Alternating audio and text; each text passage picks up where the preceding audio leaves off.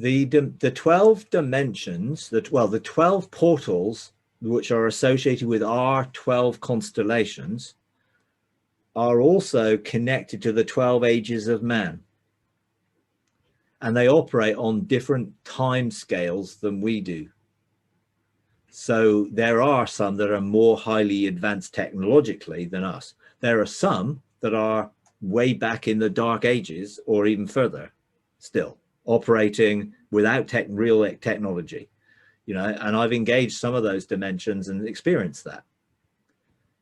So yes, I would say that they're dimensional beings, and I would say that they have access through the constellations, but I don't necessarily believe that they are little green men from other planets that were created in this dimension.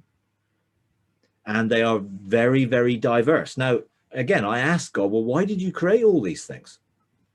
You know, and he said, because I'm creative. I'm multifaceted. I mean, do you think it's all going to be like you? You know, well, it's not all like us, is it? We got all sorts of animals and plants. I mean, you know, fish and birds. I mean, he didn't just create humanoids. He created all sorts. Well, why would we think that he wouldn't create? And also, it was so the increase of our government could bring peace to those dimensions and introduce those dimensions to their creator, which is our role as sons of God. So there's function in it as well. Now, obviously, all this got sort of fairly well messed up because of the fallen aspect of it and the deception of that fallen aspect of it, which led not only some of the angels to follow that deception, but also some of the dimensions, but not all of them. And not all of them within the dimensions are fallen. What I've discovered is the original, and I would say that they are races, not created beings, independently created like angels. Angels are not a race. They may be orders, but they're all individually created, not two angels and they gave birth to all the others. But these dimensions have procreation. So they are a race. Now, what I couldn't say and what I feel is that they're not universes. They don't seem to be universes that have multiple planets, and that's not my experience. Maybe I've only got limited experience.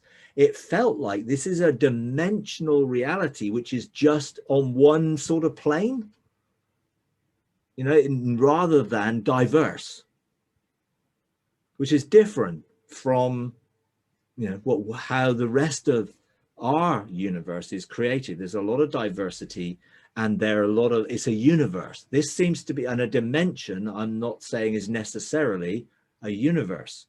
Now, scientifically, dimensions are folded space.